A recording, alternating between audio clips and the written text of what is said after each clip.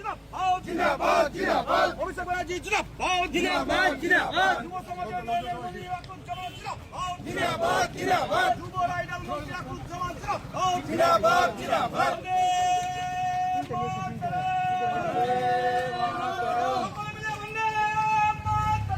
वंदे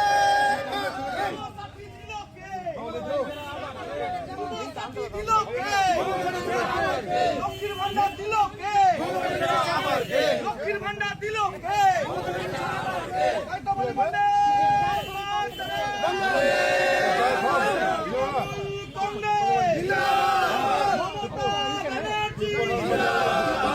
রাজ্য সরকারের একাধিক জনমুখী প্রকল্পের নথিভুক্তকরণ শিবিরে আবারও সরাসরি উপস্থিত থেকে আবেদনকারীদের পাশে দাঁড়ালেন বিদ্যুৎ দপ্তরের রাষ্ট্রমন্ত্রী আখরুজ্জামান।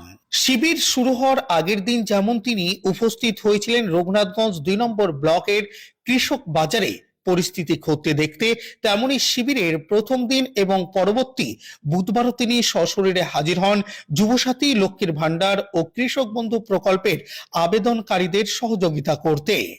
মন্ত্রী জানান, শুধুমাত্র ভোটকে লক্ষ্য করে নয়, বরং সাধারণ মানুষের পাশে থেকে তাদের সঠিক পরিষেবা পৌঁছে দেওয়াই পশ্চিমবঙ্গ সরকারের লক্ষ্য ও উদ্দেশ্য। শিবিরে দেখা যায় যুবক যুবতীরা লক্ষ্মীর ভান্ডারের আবেদনের জন্য লাইনে দাঁড়িয়ে রয়েছেন। সে সময় বিশেষভাবে সক্ষম ব্যক্তিদের আবেদন প্রক্রিয়ায় সহযোগিতা করেন স্বয়ং মন্ত্রী। এছাড়াও তিনি রঘুনাথগঞ্জ ৫৯ নম্বর বিধানসভার অন্তর্গত ময়া গ্রাম পঞ্চায়েতের পণ্ডিতপুর কিষাণ মান্ডিতে উপস্থিত হন। আবেদনপত্র জমা দেওয়ার ক্ষেত্রে কোথাও সিল বা স্বাক্ষরের সমস্যার সৃষ্টি হলে তিনি জেলা শাসক ও ব্লক সমষ্টি উন্নয়ন আধিকারিকের সঙ্গে কথা বলে দ্রুত তার সমাধান করেন।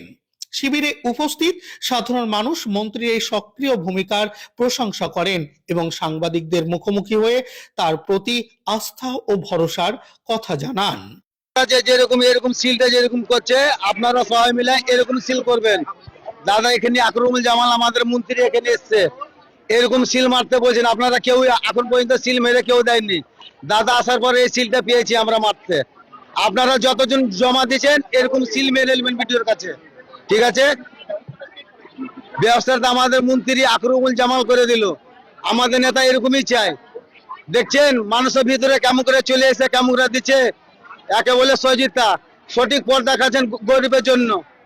আপনারা পারলেন তাকেই আপনারা চিনেন। আমাদের নেতা কে জানেন? আমাদের ময়াঞ্চলের Akramul Jamal. Bureau report, N Bangla. দেখুন, যুব সাথী প্রকল্পে যুব সমাজ একবারে উৎসবের মেজাজে তারা এখানে আসছে, ফর্ম ফিল আপ করছে। আমি জিপি ওয়াইজ খোঁজ নিলাম, এখানে প্রায় প্রতিটি জিপি ওয়াইজ ১,০০০ উপর, মানে এখানে 10টা জিপি আছে। অলরেডি 10,০০০ ফর্ম ফিল আপ এখন পর্যন্ত হয়ে গেছে। এবারে অনলাইনে অনেকে অ্যাপ্লিকেশন করেছেন, শুধু ছেলে এবং মেয়ে সকলেই। লক্ষ্মী ভান্ডার যেমন অনেকে লাইন দিয়ে দাঁড়িয়ে আছে, লক্ষ্মী ভান্ডারে মেয়েরা আরো উৎসাহ নিয়ে, যাদের 25 হয়ে গেছে আজকের ডেটে, তারা নতুনভাবে সেই সুযোগটা কাজে লাগাচ্ছে। এবং এখানে দেখছেন যে কৃষক বন্ধু যারা ভূমিহীন চাষি, সেই চাষির পরিবারের লোকেরা আজকে এসছে।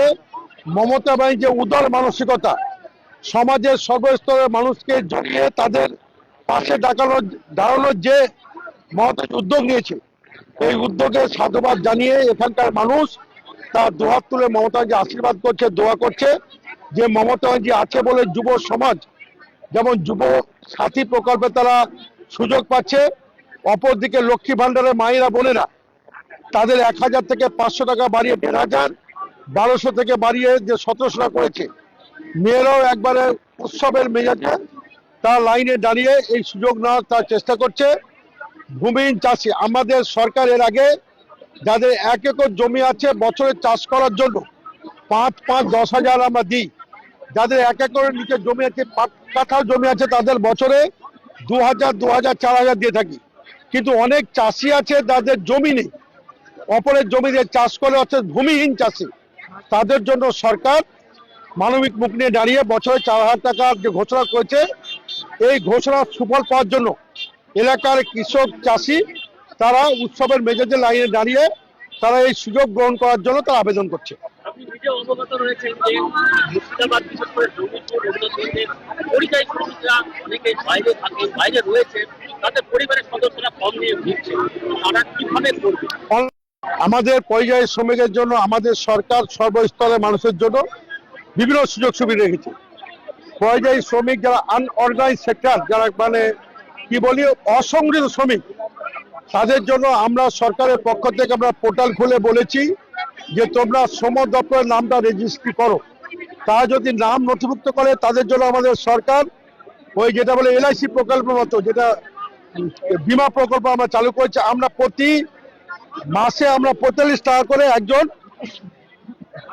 অসংগঠিত শ্রমিকের জন্য আমরা দিয়ে থাকি। চক্রবৃদ্ধি হারে বাড়বে, তারা যখন বয়স হবে তারা পেনশন ভাতা বলে যে প্রকল্পটা আছে সে ভাতাটাও পাবে। এবং যারা আজকে অসংগঠিত শ্রমিক বাইরে কাজ করছে, কেউ যদি কোনো কারণে অঘটন ঘটে, আমাদের সরকার সামান্য অ্যাক্সিডেন্ট হলো, কোনো কারণে পড়ে গেলে তার হাতটা ভেঙে গেল, 50,000 তাদের সঙ্গে সঙ্গে চিকিৎসার জন্য স্বাস্থ্যসাথী কার্ডের বাইরেও এই পরিষেবা দিয়ে থাকি। কোনো অঘটন ঘটলে 2 লক্ষ টাকা মানবিক মুক্তি দাঁড়িয়েছি। আমরা আপনার মাধ্যমে এলাকার যারা আনঅর্গানাইজ সেক্টরের যারা শ্রমিক বন্ধুরা আছেন তাদেরকে অনুরোধ করব, আমাদের এখানে যে শ্রম দপ্তর আছে অবশ্যই ওনারা যাতে নামটা নথিভুক্ত করেন, এবং বাইরে গিয়ে যদি কোনো রকম তাদের অঘটন ঘটে সেই রেজিস্ট্রেশন নাম্বার ধরে তাদের পাশে আমাদের সরকার দাঁড়াবে। এবং একমাত্র ভারতবর্ষের মধ্যে একটা রাজ্য পশ্চিমবঙ্গ, যারা অসংগঠিত শ্রমিক বাইরে কাজ করতে গেছে, যারাকে আমরা পরিযায়ী শ্রমিক বলছি, তাদের জন্য আমাদের একটা পোর্টাল বা একটা আমাদের দপ্তর খোলা হয়েছে তাদের সর্বক্ষণ সহায়তা করার জন্য। একমাত্র ভারতবর্ষের মধ্যে একটা রাজ্য, আমাদের দিল্লিতে অফিস রয়েছে, সেখান থেকে আমরা সবকিছু কন্ট্রোল করছি। সেহেতু আমাদের মামাটি মানুষের সরকার শুধু যুবসাথী নয়, শুধু লক্ষ্মী ভাণ্ডার নয়, শুধু স্বাস্থ্যসাথী নয়, সমাজের সর্বস্তরের মানুষের সব দিক থেকে যার যেখানে প্রয়োজন সব রকমের সহায়তা হাত নিয়ে মানবিক মুখ নিয়ে বাংলার মুখ্যমন্ত্রী বাংলার মানুষের পাশে আছে, সাথে আছে। বাংলার মানুষ তাই মমতা ব্যানার্জিকে বারবার বলছে, মমতা ব্যানার্জি আবার চাই তারা।